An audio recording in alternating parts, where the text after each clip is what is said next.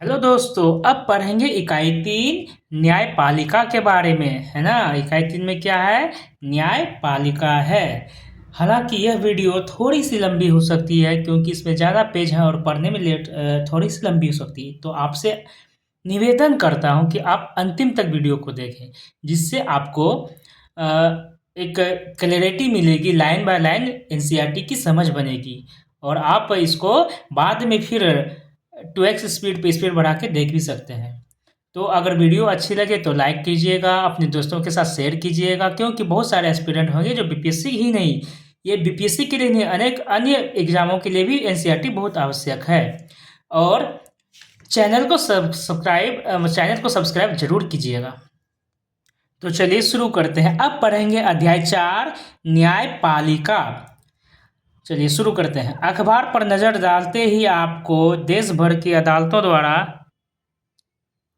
किए जा रहे कामों की झलक मिलने लगती है, लेकिन क्या आप बता सकते हैं कि हमें इन अदालतों की ज़रूरत क्यों पड़ती है? जैसा कि आप इकाई 2 में पढ़ चुके हैं, हमारे देश में कानून का शासन चलता है। इसका मतलब यह है कि सभी कानून सभी लोगों पर समान रूप से लागू होते हैं और जब किसी कानून का उल्लंघन किया जाता है तो यह एक निश्चित प्रक्रिया अपनाई जाती है। कानून के शासन को लागू करने के लिए हमारे पास एक न्याय व्यवस्था है। कानून के जो शासन है उनको लागू करने के लिए हमारे पास क्या है? एक न्याय व्यवस्था है। इस व्यवस्था में बहुत सारी अदालतें हैं जहां नागरिक न्याय के लिए जा सकते हैं। सरकार का अंग होने के नाते न्यायपालिका भी भारतीय लोकतंत्र की व्यवस्था बनाए रखने में अहम भूमिका निभाती है। यह इस भूमिका को केवल इसलिए निभा पाती है क्योंकि ये स्वतंत्र है। न्यायपालिका क्या है? स्वतंत्र है। स्वतंत्र न्यायपालिका का मतलब है, क्या मतलब है कि क्या आपके आसपास की अदालत और नई दिल्ली में स्थित सर्वोच्च न्यायालय के बीच कोई संबंध है? इस अध्याय में आपको इन सवालों के जवाब मिलेंगे। तो चलिए शुरू करते हैं आगे बढ़। हमारा पहला टॉपिक है मेन पॉइंट कि न्यायपालिका की क्या भूमिका है। अब इसमें हम यही समझेंगे कि न्यायपालिका की भूमिका। चलिए, अदालतें बहुत सारे मुद्दों पर फैसले सुनाती है। वे यह तय कर सकती है कि शिक्षकों को विद्यार्थी की पिटाई नहीं करनी चाहिए। वे राज्यों के बीच नदियों के पानी के बंटवारे पर फैसला दे सकती है। वे किसी अपराध के लिए लोगों को सजा दे सकती है। न्यायपालिका के कामों को मोटे तौर पर निम्नलिखित भागों में बांटा जा सकता है। उसमें से पहला है विवादों का निपटारा। न्यायपालिका क्या करती है? विवादों का निपटारा भी करती है। तो जानते हैं कैसे? न्यायपालिका व्यवस्था नागरिकों, नागरिक व सरकार, दो राज्य सरकारों और केंद्र व राज्य सरकारों के बीच पैदा होने वाले विवादों को हल करने की क्रियाविधि मुहैया कराती है ना। क्रियाविधि मुहैया कराती है। दूसरा है न्यायिक समीक्षा। ये न्यायिक समीक्षा क्या है तो इनको जानते हैं। संविधान की व्याख्या का अधिकार मुख्य रूप से न्यायपालिका के पास ही होता है। संविधान की व्याख्या का अधिकार किसके पास होता है? मुख्य रूप से न्यायपालिका के ही पास होता है। इस नाते यदि न्यायपालिका को ऐसा लगता है कि संसद द्वारा पारित किया गया कोई भी कानून संविधान के आधारभूत ढांचे का उल्लंघन करता है तो वह उस कानून को रद्द कर सकती है। कानून को रद्द करने का हक किसके पास है, मतलब शक्ति किसके पास है? तो न्यायपालिका के पास। इसे न्यायिक समीक्षा कहा जाता है और वो न्यायिक समीक्षा के द्वारा रद्द कर सकती है। जो रद्द करती है उसी को क्या कहा जाता है? न्यायिक समीक्षा। तीसरा है कानून की रक्षा और मौलिक अधिकारों का क्रियान्वयन कर, है ना। तीसरा क्या है? कानून की रक्षा और मौलिक अधिकारों का क्रियान्वयन। चलिए पढ़ते हैं। अगर देश के किसी भी नागरिक को ऐसा लगता है कि उसके मौलिक अधिकारों का उल्लंघन हुआ है तो वह सर्वोच्च न्यायालय या उच्च न्यायालय में जा सकता है। इसी प्रकार कुछ बातें दी गई है कि यह है भारत का सर्वोच्च न्यायालय। इसकी स्थापना 26 जनवरी 1950 को की गई थी, है ना। भारत का सर्वोच्च न्यायालय की स्थापना कब की गई थी? तो 26 जनवरी 1950 ईस्वी को। उसी दिन हमारा देश गणतंत्र बना था और उसी दिन हमारा देश क्या बना था? गणतंत्र। इसलिए 26 जनवरी को गणतंत्र दिवस मनाया जाता है। अपने पूर्ववर्ती फेडरल कोड ऑफ इंडिया यानी कि 1937 से 1949 की भांति यह न्यायालय भी पहले संसद भवन के भीतर चैम्बर ऑफ प्रिंसेस में हुआ करता था। इसे 1958 में इस इमारत में स्थानांतरित किया गया। अपनी शिक्षिका की सहायता से इस तालिका में दिए गए खाली स्थानों को भरिए। ये जो है डाटा कॉलम विद्यार्थी और स्टूडेंट के लिए है, लेकिन हम अभी विद्यार्थी इस क्लास के नहीं है, हमको अलग तरीके से पढ़ना है, हमें कॉम्पिटिटिव लेवल का पढ़ना है, तो वो उस पॉइंट के लिए हमें आगे मेन बातें पढ़नी पड़ेगी। तो पढ़ते हैं स्वतंत्र न्यायपालिका क्या होती है। कल्पना कीजिए कि एक ताकतवर नेता ने आपके परिवार की जमीन पर कब्जा कर लिया है। आप एक ऐसी व्यवस्था में रहते हैं जहां नेता किसी न्यायाधीश को उसके पद से हटा सकते हैं, है ना, जहां नेता किसी न्यायाधीश को उसके पद से हटा सकते हैं या उसका तबादला कर सकते हैं। जब आप इस मामले को अदालत में ले जाते हैं तो न्यायाधीश भी नेता की हिमायत करता है ना, करता दिखाई देता है। नेताओं का न्यायाधीश पर जो नियंत्रण रहता है उसकी वजह से न्यायाधीश स्वतंत्र रूप से फैसले नहीं ले पाते। स्वतंत्रता का यह अभाव न्यायाधीश को इस बात के लिए मजबूर कर देगा कि वह हमेशा नेता के ही पक्ष में फैसला सुनाए। हम ऐसा बहुत सारे किस्से जानते हैं जहां अमीर और ताकतवर लोगों ने न्यायिक प्रक्रिया को प्रभावित करने का प्रयास किया है, लेकिन भारतीय संविधान इस तरह की दखलंदाजी को स्वीकार नहीं करता। इसलिए हमारे संविधान में न्यायपालिका को पूरी तरह स्वतंत्र रखा गया है। इस स्वतंत्रता का एक पहलू यह है कि शक्तियों का बंटवारा। जैसा कि आपने पहले अध्याय में पढ़ा था, यह हमारे संविधान का एक बुनियादी पहलू है, शक्तियों का बंटवारा। इसका मतलब यह है कि विधायिका और कार्यपालिका जैसी सरकार की अन्य शाखाएं न्यायपालिका के काम में दखल नहीं दे सकती। अदालतें सरकार के अधीन नहीं है, ना ही वे सरकार की ओर से काम करती हैं। सरकार की ओर से भी काम नहीं करती, यानी कि न्यायपालिका जो है, अदालत जो है, ये फ्री है, मतलब आज़ाद है, स्वतंत्र है। शक्तियों के इस बंटवारे को दुरुस्त रखने के लिए यह भी महत्वपूर्ण है कि उच्च न्यायालय और सर्वोच्च न्यायालय के सभी न्यायाधीशों की नियुक्ति में सरकार की अन्य शाखाओं का कोई दखल ना हो। इसलिए एक बार नियुक्त हो जाने के बाद किसी न्यायाधीश को हटाना बहुत मुश्किल होता है। न्यायपालिका की यह स्वतंत्रता अदालतों को भारी ताकत देती है। इसके आधार पर वे विधायिका और कार्यपालिका द्वारा शक्तियों के दुरुपयोग को रोक सकती है। न्यायपालिका देश के नागरिकों के मौलिक अधिकारों की रक्षा में भी अहम भूमिका निभाती है। न्यायपालिका क्या करती है? देश के नागरिकों के मौलिक अधिकार जो है, मूल अधिकार जो है, उनकी रक्षा करने में भी अहम भूमिका निभाती है।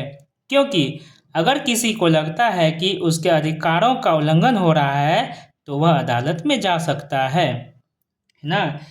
तो न्यायाधीश को ना कोई हटा सकता है, ना उनका कोई तबादला या ट्रांसफ़र करा सकता है। इतना स्वतंत्र होता है हमारा न्यायालय और न्यायाधीश। चलिए अब आगे पढ़ते हैं। भारत में अदालतों की संरचना कैसी होती है। इससे पहले हमने क्या पढ़ा? स्वतंत्र न्यायपालिका क्या होती है, उनके बारे में जान लिया कि स्वतंत्र न्यायपालिका क्या होती है। तो वो स्वतंत्र होती है, उस पर ना विधायिका का ना कार्यपालिका का कोई भी जोर जबरदस्ती नहीं होता है, उनका कोई भी दखल नहीं होता है। चलिए आगे पढ़ते हैं। भारत में अदालतों की संरचना कैसी है। हमारे देश में 3 अलग अलग स्तर पर अदालतें होती हैं। निचले स्तर पर बहुत सारी अदालतें होती हैं। सबसे ऊपरी स्तर पर केवल एक अदालत है। जिन अदालतों से लोगों का सबसे ज़्यादा ताल्लुक होता है उन्हें अधीनस्थ न्यायालय या जिला अदालत कहा जाता है। ये अदालतें आमतौर पर जिले या तहसील के स्तर पर या किसी शहर में होती है। हमारे देश में क्या है? 3 अलग अलग स्तर पर अदालतें होती हैं। निचले स्तर पर बहुत सारे अदालतें होती हैं और सबसे ऊपरी स्तर पर केवल एक अदालत है ना। जिन अदालतों से लोगों का सबसे ज़्यादा ताल्लुक होता है उन्हें अधीनस्थ न्यायालय या जिला अदालत कहा जा रहा है। ये अदालतें आमतौर पर क्या करते हैं? जिलों या तहसील के स्तर पर या किसी शहर में होते हैं। ये बहुत तरह के मामलों की सुनवाई करती है, प्रत्येक राज्य जिलों में बांटा होता है और हर जिलों में एक जिला न्यायाधीश होता है। प्रत्येक राज्य का एक उच्च न्यायालय होता है। यह अपने राज्य की सबसे ऊंची अदालत होती है। उच्च न्यायालय से ऊपर सर्वोच्च न्यायालय होती है। यह देश की सबसे बड़ी अदालत होती है। देश की सबसे बड़ी अदालत कौन सी? तो सर्वोच्च न्यायालय, जो नई दिल्ली में स्थित है। देश के मुख्य न्यायाधीश सर्वोच्च न्यायालय के मुखिया होते हैं। देश के मुख्य न्यायाधीश क्या होते हैं? सर्वोच्च न्यायालय के मुखिया होते हैं। सर्वोच्च न्यायालय के फैसले देश की बाकी सारी अदालतों को मान्य होते हैं। तो भारत देश में अदालतों की संरचना क्या है, आप समझ गए। उनको एक शेप में समझते हैं। निचली अदालत से ऊपरी अदालत तक हमारी न्यायपालिका की संरचना एक पिरामिड जैसी लगती है। ऊपर दिए गए विवरण को पढ़ने के बाद नीचे दिए गए चित्र को भरें। हमारे यहाँ क्या होती है? अदालती न्यायपालिका की जो संरचना है पिरामिड जैसी है। पहले स्तर पर हो जाएगी हमारी कौन सी? तो जिला न्यायालय या अधीनस्थ न्यायालय। दूसरे पे हो जाएगा हमारा हाई कोर्ट। तीसरे पे हो जाता है सर्वोच्च न्यायालय। उच्च न्यायालयों की स्थापना सबसे पहले 1862 ईस्वी में कोलकाता, बम्बई और मद्रास में की गई। ये तीनों प्रेसिडेंसी शहर थे। दिल्ली उच्च न्यायालय का गठन 1966 में हुआ, है ना। सबसे पहले उच्च न्यायालय कहाँ पर? बम्बई, कलकत्ता, मद्रास में। किस, है ना, कौन सी ईस्वी में? तो 1862 में। ठीक उसके 104 साल बाद दिल्ली उच्च न्यायालय का गठन किया गया 1966 में। आज देश भर में 25 उच्च न्यायालय हैं। बहुत सारे राज्यों के अपने उच्च न्यायालय हैं, जबकि पंजाब और हरियाणा का एक साझा उच्च न्यायालय है चंडीगढ़ में। दूसरी तरफ 4 पूर्वोत्तर राज्यों असम, नागालैंड, मिजोरम और अरुणाचल प्रदेश के लिए गुवाहाटी में एक ही उच्च न्यायालय रखा गया है। 1 जनवरी 2019 से आंध्र प्रदेश यानी कि अमरावती जो है राजधानी और तेलंगाना हैदराबाद में अलग अलग उच्च न्यायालय हैं। ज़्यादा से ज़्यादा लोगों के नज़दीक पहुंचने के लिए कुछ उच्च न्यायालयों को राज्य के अन्य हिस्सों में खंडपीठ यानी कि बेंच भी है। तो पढ़ते हैं अब आगे। क्या विभिन्न स्तरों की ये अदालतें एक दूसरे से जुड़ी हुई हैं? जी हाँ। हमारे भारत देश में हमारे पास एकीकृत न्यायिक व्यवस्था है। इसका मतलब यह है कि ऊपरी अदालतों के फैसले नीचे की सारी अदालतों को मान्य होते हैं। इस एकीकरण को समझने के लिए अपील की व्यवस्था को देखा जा सकता है। अगर किसी व्यक्ति को ऐसा लगता है कि निचली अदालत द्वारा दिया गया फैसला सही नहीं है, तो वह उससे ऊपर की अदालत में अपील कर सकता है। अपील की व्यवस्था को समझने के लिए आइए एक मुकदमे पर विचार करें। यह राज्य बनाम है, यह क्या है? राज्य दिल्ली प्रशासन बनाम लक्ष्मण कुमार एवं अन्य का मुकदमा है, जो निचली अदालत से सर्वोच्च न्यायालय तक लड़ा गया। क्या है? राज्य दिल्ली प्रशासन बनाम लक्ष्मण कुमार का है। 1980 के फरवरी महीने में लक्ष्मण कुमार ने 20 वर्षीय सुधा गोयल से विवाह किया था। वे दिल्ली में एक फ्लैट में रहते थे, जहां लक्ष्मण के भाई और उसके परिवार भी रह रहे थे। 2 दिसंबर 1980 को सुधा की अस्पताल में मौत हो गई। वह जली हुई थी। सुधा के घरवालों ने अदालत में मुकदमा दायर किया। जब निचली अदालत के सामने यह मुकदमा आया तो 4 पड़ोसियों को भी गवाह के तौर पर बुलाया गया। पड़ोसियों ने अपने बयान में कहा कि 1 दिसंबर की रात को उन्होंने सुधा की चीख सुनी थी और मामला जानने के लिए वे बलपूर्वक लक्ष्मण के घर में घुसे। वहां उन्होंने देखा कि सुधा की साड़ी में आग की लपटें उठ रही थी। उन्होंने सुधा को एक बोरे और कंबल में लपेटकर आग बुझाई। सुधा ने उन्हें बताया कि उसकी सास शकुंतला ने उसके ऊपर मिट्टी का तेल डाला था और लक्ष्मण कुमार ने आग लगाई थी। मुकदमे के दौरान सुधा के परिवार वालों और एक पड़ोसी ने कहा कि सुधा के ससुराल वाले उसके साथ बहुत ज़्यादा मारपीट करते थे। उनकी मांग थी कि पहले बच्चे के पैदा होने पर उन्हें एक बड़ी रकम, एक स्कूटर और एक फ्रिज दिया जाए। अपने बचाव में लक्ष्मण और उसकी मां ने कहा कि सुधा दूध गर्म कर रही थी कि तभी उसकी साड़ी में आग लग गई। इन सभी बयानों और साक्ष्यों के आधार पर निचली अदालत ने लक्ष्मण और उसकी मां शकुंतला और सुधा के जेठ सुभाष चंद्र को दोषी करार दिया और तीनों को मौत की सजा सुनाई गई। फिर क्या होता है कि 1983 के नवंबर महीने में तीनों आरोपियों ने इस फैसले के खिलाफ उच्च न्यायालय में अपील दायर कर दी। बात है यह 1980 की। फिर 3 साल बाद क्या होता है, 1983 में उच्च न्यायालय में अपील दायर कर दी। दोनों तरफ के वकीलों के तर्क सुनने के बाद उच्च न्यायालय ने फैसला लिया कि यह सुधा की मौत एक दुर्घटना थी। वह मिट्टी के तेल से जलने वाले स्टोव से जली थी। अदालत ने लक्ष्मण, शकुंतला और सुभाष चंद्र तीनों को बरी कर दिया। शायद आपको कक्षा 7 की किताब में महिला आंदोलन पर केंद्रित चित्र निबंध याद होगा। उसमें आपने पढ़ा था कि 1980 के दशक में देश भर के महिला संगठन दहेज हत्याओं के खिलाफ आवाज़ उठा रहे थे। उन्हें इस बात पर दुख था कि अदालतें इस तरह की घटनाओं में दोषियों को दंडित नहीं कर पा रही है। उच्च न्यायालय के उपरोक्त फैसले ने ऐसी जागरूक महिला को काफ़ी परेशान कर दिया। उन्होंने कई जगह धरने प्रदर्शन किए और उच्च न्यायालय के फैसले के खिलाफ सर्वोच्च न्यायालय में एक और अपील दायर कर दी, है ना।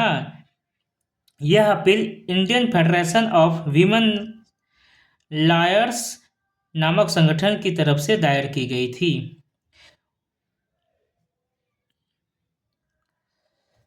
1985 में सर्वोच्च न्यायालय ने लक्ष्मण और उसकी मां व भाई को बरी करने के फैसले के खिलाफ अपील पर सुनवाई शुरू कर दी। वकीलों के तर्क सुनने के बाद सर्वोच्च न्यायालय ने जो फैसला दिया वह उच्च न्यायालय के फैसले से अलग था। सर्वोच्च न्यायालय ने लक्ष्मण और उसकी मां को तो दोषी पाया, लेकिन सुभाष चंद्र को आरोपों से बरी कर दिया क्योंकि उसके खिलाफ पर्याप्त सबूत नहीं थे। सर्वोच्च न्यायालय ने दोनों आरोपियों को उम्र कैद की सजा सुनाई। ठीक है। नामची दक्षिण सिक्किम में जिला अदालत है, ये पढ़ते हैं कि अधीनस्थ अदालतों को कई अलग अलग नामों से संबोधित किया जाता है, जो कि हमारा जिला न्यायालय होता है। उन्हें ट्रायल कोर्ट या जिला न्यायालय कहते हैं। अतिरिक्त सत्र न्यायाधीश या प्रधान न्यायिक मजिस्ट्रेट या मेट्रोपॉलिटन मजिस्ट्रेट या सिविल जज न्यायालय आदि नामों से भी बुलाया जाता है। ये नाम याद रखिएगा कि मेट्रोपॉलिटन मजिस्ट्रेट किस न्यायालय को बोला जाता है, सिविल जज न्यायालय किसको बोला जाता है, या प्रधान न्यायिक मजिस्ट्रेट किसको बोला जाता है, या सत्र न्यायाधीश किसको बोला जाता है, या ट्रायल कोर्ट या जिला न्यायालय किसको बोला जाता है। ये बोला जाता है अधीनस्थ न्यायालय को, जो हमारे यहाँ है ना न्यायिक व्यवस्था का जो पिरामिड है उसमें जो सबसे निचले स्तर में रहते हैं उसको कहा जाता है। अब पढ़ेंगे विधि व्यवस्था की विभिन्न शाखाएं कौन कौन सी है। चलिए पढ़ते हैं। दहेज हत्या का यह मामला समाज के विरुद्ध अपराध की श्रेणी में आता है, जो पहले हमने पढ़ा दिल्ली प्रशासन बनाम लक्ष्मण कुमार के बारे में। यह आपराधिक फौजदारी कानून का उल्लंघन है। फौजदारी कानून के अलावा हमारी विधि व्यवस्था दीवानी कानून या सिविल लॉ से संबंधित मामलों को भी देखती है। फौजदारी और दीवानी कानून के बीच फर्क को समझने के लिए नीचे दी गई तालिका को समझते हैं। चलिए हमें समझना है कि फौजदारी कानून क्या होता है और दीवानी कानून क्या होता है। पहला, फौजदारी कानून कि ये ऐसे व्यवहार या क्रियाओं से संबंधित है जिन्हें कानून में अपराध माना गया है। उदाहरण के लिए चोरी, दहेज के लिए औरतों को तंग करना या हत्या आदि। दीवानी कानून क्या कहता है कि इसका संबंध व्यक्ति विशेष के अधिकारों के उल्लंघन या अवहेलना से होता है। उदाहरण के लिए जमीन की बिक्री, चीज़ों की खरीदारी, किराया, तलाक आदि से संबंधित ये क्या है, दीवानी कानून है। फिर फौजदारी कानून में दूसरा क्या है कि इसमें सबसे पहले आमतौर पर प्रथम सूचना यानी कि रिपोर्ट, प्राथमिकी यानी कि FIR दर्ज कराई जाती है। इसके बाद पुलिस अपराध की जांच करती है और अदालत में केस फाइल करती है। दूसरा क्या है दीवानी कानून में कि प्रभावित पक्ष की ओर से न्यायालय में एक याचिका दायर की जाती है। अगर मामला किराए से संबंधित है तो मकान मालिक या किराएदार मुकदमा दायर कर सकता है। ये हुआ दीवानी कानून। फिर फौजदारी कानून में क्या आता है, अगर व्यक्ति दोषी पाया जाता है तो उसे जेल भेजा जा सकता है और उस पर जुर्माना भी लगाया जा सकता है। दीवानी कानून में क्या आता है कि अदालत राहत की व्यवस्था करती है। उदाहरण के लिए अगर मकान मालिक और किराएदार के बीच विवाद है तो अदालत यह आदेश दे सकती है कि किराएदार मकान को खाली करे और बकाया किराया चुकाए। समानतः कहा जाए तो फौजदारी कानून क्या है, हमारे लिए है, हम मनुष्यों के लिए है कि इसमें हम चोरी, दहेज या शादी ये सब प्रताड़ना वरताड़ना नहीं कर सकते हैं, है ना। अडर मर्डर का जो बात होता है ये होता है फौजदारी कानून के अंतर्गत, और दीवानी कानून में होता है जमीन जायदाद से जुड़े हुए मामले। ठीक है, तलाक हो गया, जमीन जायदाद हो गया, किराया हो गया, एनमनी हो गया, ये सब चीज़ के मामले दीवानी कानून में प्रस्तुत किए जाते हैं। चलिए अब आगे पढ़ते हैं, क्या हर व्यक्ति अदालत की शरण में जा सकता है ना जी। लोग तो सोचते हैं दूर से अदालत कैसे जाएंगे, कहाँ जाएंगे, वहाँ पर तो बहुत पैसा लगेगा, क्या पता हम गरीबों के लिए अदालत में जाना सही है या नहीं है। तो इनको दूर करने के लिए हम समझते हैं, यही इसलिए यह टॉपिक आया है कि क्या हर व्यक्ति अदालत की शरण में जा सकता है। चलिए पढ़ते हैं। सिद्धांत, भारत के सभी नागरिक देश के न्यायालयों की शरण में जा सकते हैं। इसका अर्थ यह है कि प्रत्येक नागरिक को अदालत के माध्यम से न्याय मांगने का अधिकार है। जैसा कि आपने पीछे पढ़ा है, न्यायालय हमारे मौलिक अधिकारों की रक्षा में बहुत महत्वपूर्ण भूमिका निभाते हैं। अगर किसी नागरिक को ऐसा लगता है कि उसके मौलिक अधिकारों का उल्लंघन हो रहा है तो वह न्याय के लिए अदालत में जा सकता है। अदालत की सेवाएं सभी के लिए उपलब्ध है, लेकिन वास्तव में गरीबों के लिए अदालत में जाना काफ़ी मुश्किल साबित होता है। इसीलिए यहाँ पर कहा गया सिद्धांत शरण में जा सकते हैं, लेकिन यहाँ पर फिर कहा गया क्या कि गरीबों के लिए अदालत में जाना काफ़ी मुश्किल साबित होता है। सैद्धांतिक रूप से तो जा सकते हैं लेकिन बहुत मुश्किल होता है। कानूनी प्रक्रिया है ना, कानूनी प्रक्रिया में ना केवल काफ़ी पैसा और कागजी कार्रवाई की ज़रूरत पड़ती है बल्कि उसमें समय भी बहुत लगता है।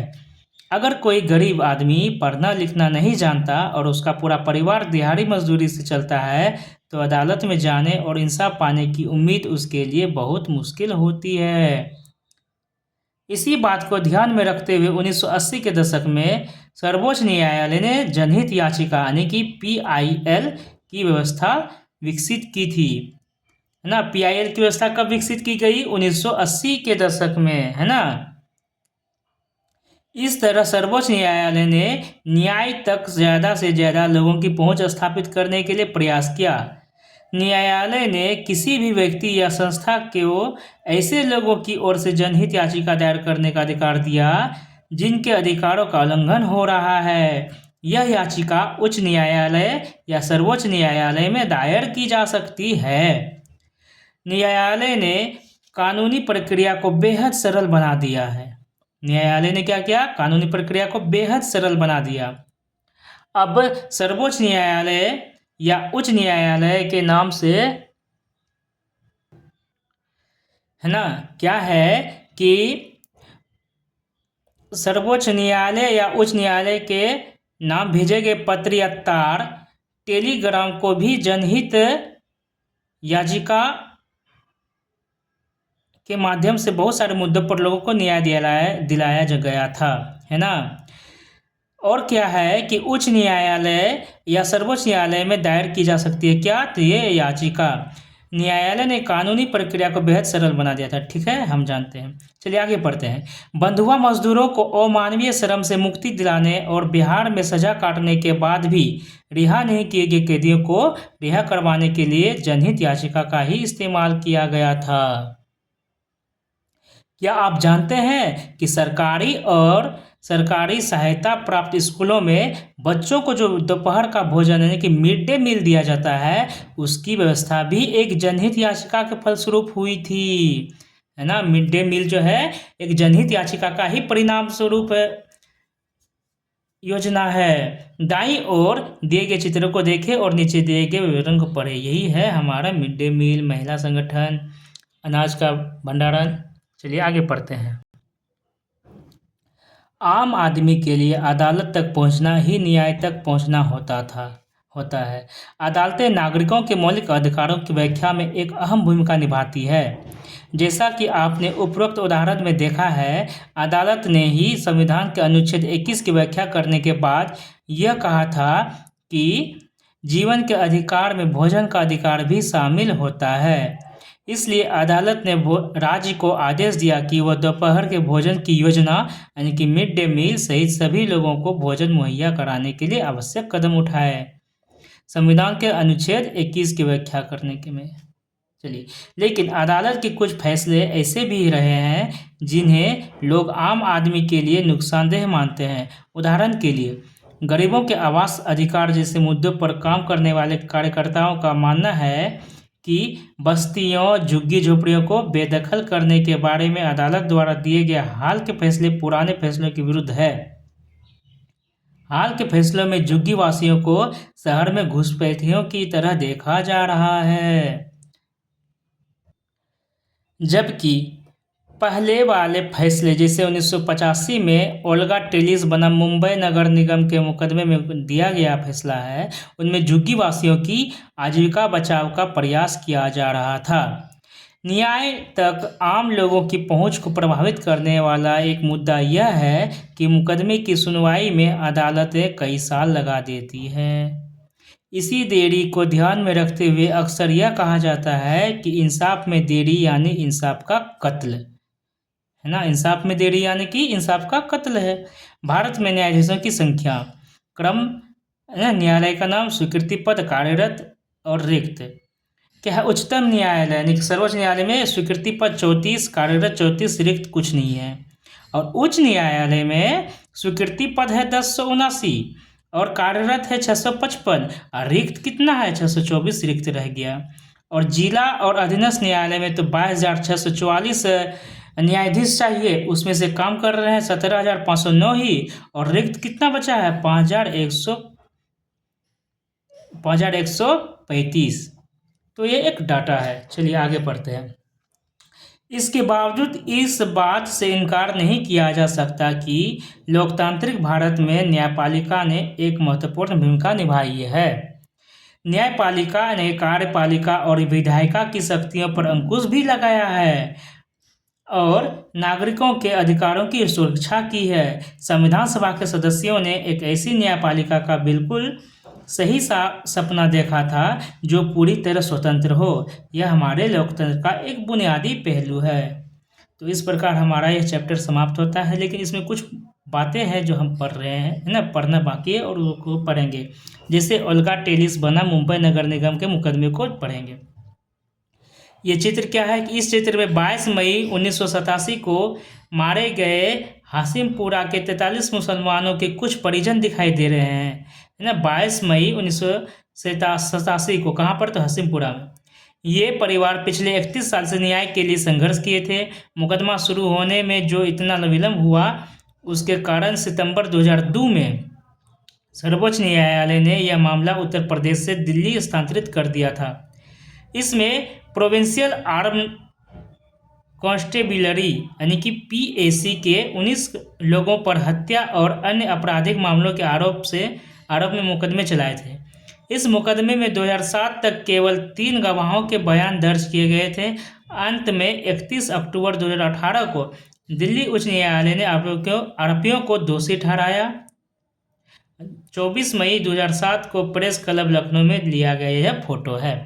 अब पढ़ते हैं हम ओल्गा टेलिस बनाम बम्बई नगर निगम के मुकदमे के बारे में, जो हमारे लिए बहुत जरूरी है। ओल्गा टेलिस है क्या? मुकदमे में ना ओल्गा टेलिस बनाम बम्बई नगर निगम मुकदमे में न्यायालय ने एक महत्वपूर्ण फैसला दिया। क्या है ये फैसला? कि इस फैसले में अदालत ने आजीविका के अधिकार को जीवन के अधिकार का भी हिस्सा बनाया। आजीविका के अधिकार को जीवन का अधिकार किस मुकदमे में बनाया गया? तो ओल्गा टेलिस बनाम बम्बई नगर निगम के दौरान। इसी बीच, है ना, नीचे इस फैसले के कुछ अंश दिए गए हैं। इन्हें पढ़ने पर पता चलता है कि न्यायाधीशों ने जीवन के अधिकार को आजीविका के अधिकार से किस तरह जोड़कर देखा। अनुच्छेद 21 द्वारा किए गए जीवन के अधिकार का दायरा बहुत व्यापक है। जीवन का मतलब केवल जैविक अस्तित्व बनाए रखने से कहीं ज़्यादा होता है। इसका मतलब केवल यह नहीं है कि कानून के द्वारा तय की गई प्रक्रिया जैसे मृत्युदंड देने और उसे लागू के अलावा और किसी तरीके से किसी की जान नहीं ली जा सकती। जीवन के अधिकार का यह एक आयाम है। इस अधिकार का इतना ही महत्वपूर्ण पहलू आजीविका का अधिकार भी है, क्योंकि कोई भी व्यक्ति जीने के साधनों यानी आजीविका के बिना जीवित नहीं रह सकता। किसी व्यक्ति को पटरी या झुग्गी बस्ती से उजाड़ देने पर उसके आजीविका के साधन फौरन नष्ट हो जाते हैं। यह एक ऐसी बात है जिसे हर मामले में साबित करने की जरूरत नहीं है। प्रस्तुत मामले में अनुभविक या साक्ष्यों से यह सिद्ध हो जाता है कि याचिकाकर्ता झुग्गियों और पटरियों पर रहते हैं, क्योंकि वे शहर में छोटे मोटे काम धंधों में लगे होते हैं और उनके पास रहने की कोई और जगह नहीं होती। वे अपने काम करने की जगह के आसपास किसी पटरी पर या झुग्गियों में रहने लगते हैं। इसलिए अगर उन्हें पटरी या झुग्गियों से हटा दिया जाए तो उनका रोजगार ही खत्म हो जाएगा। इसका निष्कर्ष यह निकलता है कि याचिकाकर्ता को उजाड़ने से वे अपनी आजीविका से हाथ धो बैठेंगे और इस प्रकार जीवन से भी वंचित हो जाएंगे। तो इस प्रकार यह चैप्टर समाप्त हुआ। अब इसके भी कुछ शब्द संकलन पढ़ लेते हैं। बरी करना ये क्या होता है? जब अदालत किसी व्यक्ति को उस आरोप से मुक्त कर देती है जिनके आधार पर उसके खिलाफ मुकदमा चलाया गया था, तो उसे ही बरी करना कहते हैं। अपील करना क्या है कि निचली अदालत के फैसलों के विरुद्ध जब कोई पक्ष उस पर पुनर्विचार के लिए ऊपरी न्यायालय में जाता है तो उसे ही अपील करना कहते हैं। मुआवजा क्या है? किसी नुकसान या क्षति की भरपाई के लिए दिए जाने वाले पैसे को मुआवजा कहा जाता है। बेदखली क्या है? अभी लोग जिन जमीन मकानों में रह रहे हैं, यदि उन्हें वहां से हटा दिया जाता है तो इसे बेदखली कहा जाता है। उल्लंघन क्या है? किसी कानून को तोड़ने या मौलिक अधिकारों के हनन की क्रिया को ही उल्लंघन कहा जाता है। तो इस प्रकार यह चैप्टर भी समाप्त हुआ। अब मिलते हैं अगले चैप्टर में।